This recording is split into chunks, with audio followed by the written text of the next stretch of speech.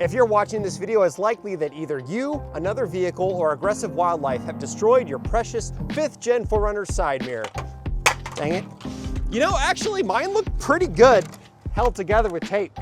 I was impressed.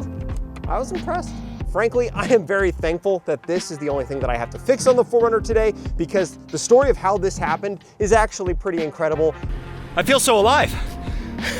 And I will save that for the end of this video in case you just want to know how to fix this. Luckily, this repair is a simple job that anyone can do with a plastic pry tool, a trim tool, a Phillips head screwdriver, magnet, electrical tape, and a deep 10mm socket and ratchet. That's all you need. So let's get this old mirror off, go over the new one, and get it installed. I'm Jason, and you're watching Jason Explains Things. Broken.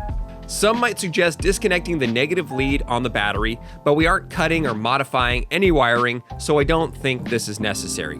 Also, all the tools I'm using are linked for you down in the description. Dude wipes represent!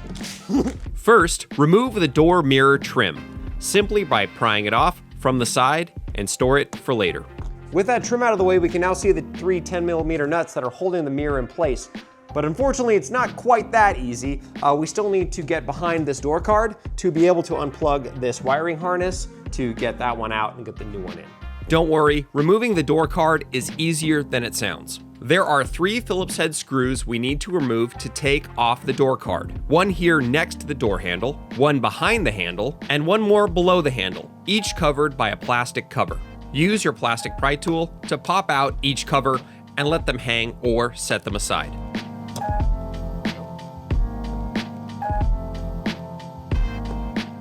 Remove the 3 screws. A magnet tool is helpful to grab them and save them for later. The one behind the handle is different than the other 2, so make note of that. I got my homie Toby hanging out here with me because I don't think he has much more time here on this earth with us, so I'm gonna get as much shop time with him as I can. Let's get this door card off. With those screws out, now we just need to work around the clips around the edge of the door. Start in the top inside corner, carefully prying along the edge, releasing the plastic clips.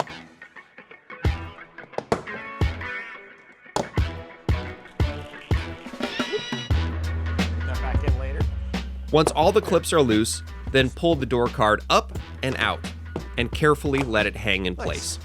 If any of the white plastic clips stayed in the door, use the metal trim tool to remove them from the door and transfer them back onto the door card. You can completely disconnect the door card if you wish, but I'm going to let it hang in place. Now disconnect the wiring harness from the mirror to the rest of the wiring. It's also secured with tape on this one clip. Remove that and we'll use the same clip later. Hey, if this video is helpful for you, why don't you subscribe? I do how-to and maintenance videos on this 4Runner, my Tacoma, and a bunch of other vehicles as well. So thanks, and likes and comments and all that good stuff are cool too. Now loosen the 3 10mm retaining nuts that hold the mirror to the door. There's also a small push pin that holds the weather stripping to the mirror that needs to be removed. Release the small plastic clip and remove the old mirror. Okay, over here on the table we have the new mirror assembly, and we have also an OEM matching mirror cap. Which part you need depends on what features the mirror you're replacing has, depending on your trim level. I have a TRD off-road, and this mirror is just your basic one from 2021. No blind spot monitoring, no signal, and no side view camera. If you have those features, you're going to need to obviously order a replacement with those features. Now, this isn't sponsored or anything, but a great place to look up which exact part you need, and also to potentially get a really good deal on one, is toyotapartsdeal.com. That's what I've been using to look up parts like this. That's where I got these parts from, and I've been also using them for several years now with great results. Now, going with OEM versus aftermarket is likely going to cost you more money, right? But I personally think it's worth it because of issues I've ran into in the past. I once tried to put an OEM mirror cap on an aftermarket mirror assembly, and the tabs on the back would not line up. So if you go with OEM, you know that other OEM parts will obviously work well with it, right? Also, I like to take the parts out of the broken mirror, like this mirror assembly, which you can remove, and I like to keep those as backup parts. Would those backup parts work with aftermarket ones? They might, but I don't know if they will for sure. So I'd rather spend like $50 more or something like that and have this one, which has good build quality. I know all the parts will work with each other, and if I have to swap out another piece, you know, years from now, I know that I'm gonna be able to do that without issue. Clip the new mirror into place and secure it with the 3 10mm nuts. I'm also using blue Loctite to make sure that they don't come loose. Reuse the push pin that holds the weather stripping to the edge of the mirror. Attach the wiring harness and tape the new wire to the clip. Snap that door card back into the door. There we go. It's just a lot of pins to line up.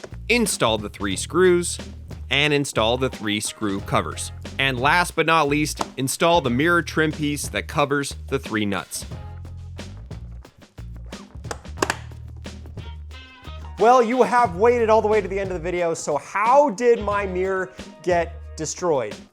This happened back in October of 2025. I had just wrapped up a 3-day camping and off-roading trip in northern Idaho with my friend Mike. We departed ways, and I was just driving beautiful, you know, dirt and gravel back roads on the way home. I just wanted a little more time on dirt before I hit the highway. Going around a corner, all of a sudden was an old rickety, Final Destination 2 style logging truck right in the middle of the road. Just dropped off Mike at the Canadian border. I decided to come back this way because we skipped this part of the Section 9 of the Idaho BDR. I'm driving along by myself, being pretty reasonable with my speed, and all of a sudden, go around a corner, there's a huge old truck carrying like a bunch of logs. And I swerve into that gap off the road, and he hits my mirror and breaks it. So the mirror was broken, but everything else, and including myself, was totally fine. I mean, this is insane. We are talking about millimeters away from a catastrophic experience of some sort. There was some damage up front. There was a little scratch right here, I believe, and then there was a little scratch and dent up here that I've kind of repaired to the best of my ability. And that crazy experience cemented a couple things in my mind. Number one, I want to add dash cameras to both my Toyotas that go on a bunch of road trips, because if anything like that ever happens again, I would want to be able to document it for insurance and legacy purposes. And number two, it's insane how short and fragile life is and how it can end at any moment. So if you are an alive person watching this video right now, you should be thankful and have gratitude in your heart, because there's so many other people that aren't here and you still are. So get out there and fix your side mirror and hug your children or something. And thank you to my channel members for supporting these videos, because I couldn't do them without you. So until next time, God bless all of you. Don't forget to do it yourself. And watch out for logging trucks.